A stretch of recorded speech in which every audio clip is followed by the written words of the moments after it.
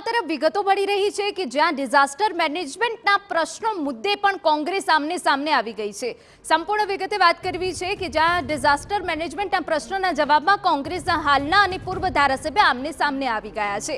Arjun મોઢવાડિયાએ disaster મેનેજમેન્ટના વખાણ કર્યા છે, તો બીજી તરફ ગામને યુનિટ ગણી નિયમ મુજબ રકમ આપવા અંગેના નિર્ણયને આવકાર્યો પણ છે।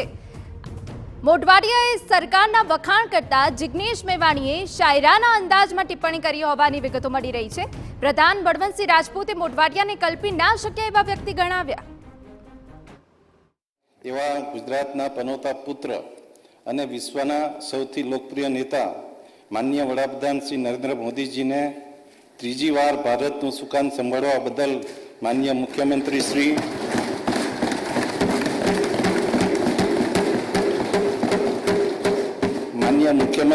અને ગુજરાતની સમગ્ર જનતા વતી હું અભિનંદન પાઠવું છું।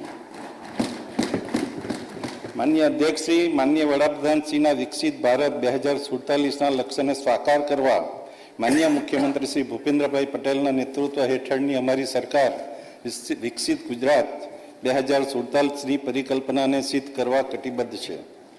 ગુજરાતે સુશાસન સૂચકાંકમાં દેશભરમાં પ્રથમ ક્રમ, નાણાકીય શિસ્ત અને માળખાકીય વિકાસની અમારી સરકારની પ્રતિબદ્ધતા દર્શાવે છે।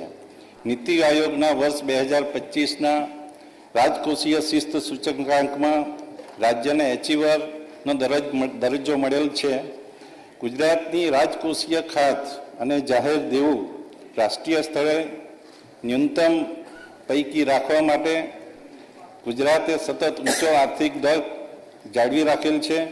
દેશમાં ગુજરાત માથાદીઠ આવક અને રોજગારી આપવામાં અગ્રેસર છે। દેશનું ગ્રોથ એન્જિન છે।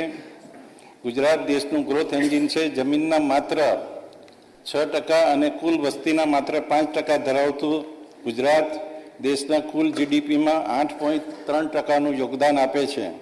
અમારા સતત પ્રયાસનો થકી આ યોગદાન વર્ષ 2030 સુધીમાં 10%થી વધારે પહોંચાડવા માટે અમે કટિબદ્ધ છીએ। ગુજરાત દેશના ઔદ્યોગિક ઉત્પાદનમાં 18% યોગદાન આપે છે। દેશની કુલ નિકાસના 41% જેટલી નિકાસ ગુજરાતના બંદરોથી થાય છે। ગુજરાતે logistic ease across different states lead સૂચકાંકમાં એચીવરનો દરજ્જો મેળવેલ છે। 2 દાયકાથી યોજાતા વાઇબ્રન્ટ ગુજરાતના સફળ આયોજનના પરિણામે રોકાણ અને રોજગારની વિપુલ તકો ઉપલબ્ધ બની છે। ગુજરાત આજે ગ્રીન એનર્જી અને પ્રવાસના ક્ષેત્રમાં મહત્વની કામગીરી કરી રહેલ છે।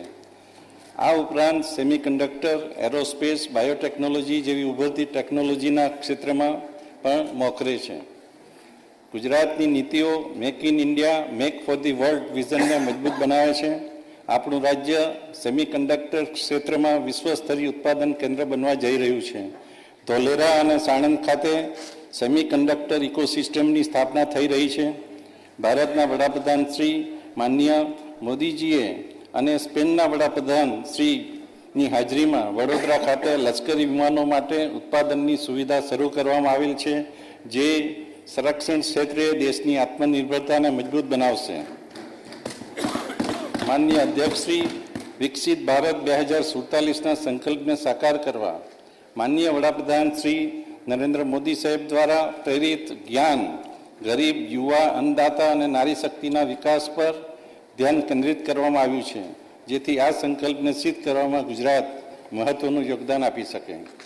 માનનીય અધ્યક્ષશ્રી, ગરીબ અને વંચિતોના વિકાસ માટે સરકાર આવાસ, અન્ન સુરક્ષા, પોષણ વગેરેને અગ્રિમતા આપે છે।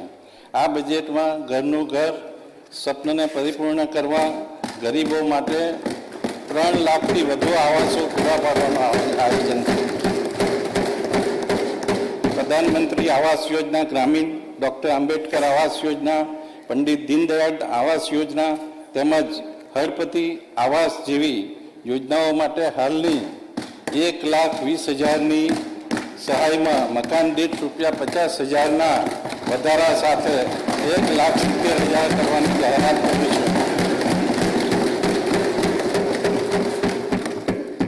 માનનીય અધ્યક્ષશ્રી, પ્રધાનમંત્રી ગરીબ કલ્યાણ યોજના અંતર્ગત રાજ્યના અંદાજે 75 લાખ કુટુંબોને અનાજ વિનામૂલ્યે પૂરું પાડવાનું ભગીરથ કાર્ય અમારી સરકાર કરી રહી છે. વધુમાં ગરીબ લોકોની અન્ન સુરક્ષા માટે રાહત દરે તેલ, કઠોળ, ખાંડ અને અન્ય આવશ્યક ખાદ્ય સામગ્રીઓનું વિતરણ પણ કરવામાં આવે છે. પોષણલક્ષી યોજનાઓના અસરકારક આયોજન અને અમલીકરણ અમારી સરકારનો મુખ્ય ઉદ્દેશ રહેશે.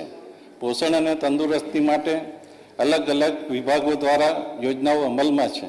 પોષણને અગ્રિમતા આપતા આ યોજનાઓ માટે ગત વર્ષ કરતાં 21% વધારાની સાથે અંદાજિત 8,200 કરોડની જોગવાઈ સૂચવી છે. માનનીય મુખ્યમંત્રી શ્રી ભૂપેન્દ્રભાઈ પટેલના સંવેદનાસભર પઢાઈ ભી પોષણ ભી ના ધ્યેયને સાકાર કરવા મુખ્યમંત્રી પૌષ્ટિક અલ્પાહાર યોજનાની ડિસેમ્બર 2024થી શરૂઆત કરવામાં આવેલ છે, જેમાં 32,277 શાળાઓના 41 લાખ વિદ્યાર્થીઓને લાભ મળે છે, જેના માટે આ બજેટમાં રૂપિયા 617 કરોડની જોગવાઈ સૂચવે છે. માનનીય અધ્યક્ષશ્રી, પ્રાથમિક શાળાના વિદ્યાર્થીઓને પૌષ્ટિક, આરોગ્યપ્રદ અને સ્વાદિષ્ટ ભોજન આપવા 72 તાલુકાઓમાં સ્વૈચ્છિક સંસ્થાઓની મદદથી સેન્ટ્રલાઇઝ કિચન ઊભી કરવા રૂપિયા 551 કરોડની જોગવાઈ સૂચવે છે. બાળકોના પોષણ અને વિકાસને સુદૃઢ કરવા આંગણવાડીઓની ભૌતિક સુવિધામાં વધારો કરવા સરકારે નિર્ણય કરેલ છે, જેને વધુ કાર્યક્ષમ બનાવવા આંગણવાડી યોજના માટે રૂપિયા 274 કરોડની જોગવાઈ સૂચવે છે. આ વર્ષે આપણે આદિવાસી સમાજના ભગવાન શ્રી બિરસા મુંડાજીની જન્મ જયંતિના 150મા વર્ષને જનજાતીય ગૌરવ વર્ષ તરીકે ઉજવી રહ્યા છીએ. આ ખાસ સંદર્ભમાં આદિજાતિ સર્વાંગી વિકાસ માટે ન્યૂ ગુજરાત પેટર્ન યોજના માટે 37.5%ના વધારા સાથે રૂપિયા 1,100 કરોડની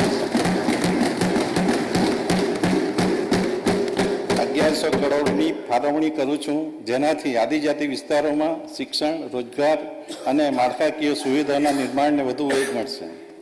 શ્રમિકોને નજીવા દરે ભોજન મળી રહે તે હેતુથી શ્રમિક અન્નપૂર્ણા યોજના હેઠળ 290 કેન્દ્રો કાર્યરત છે. જરૂરિયાત પ્રમાણે શ્રમિક અન્નપૂર્ણા માન્ય મંત્રીશ્રી એક જ સેકન્ડ.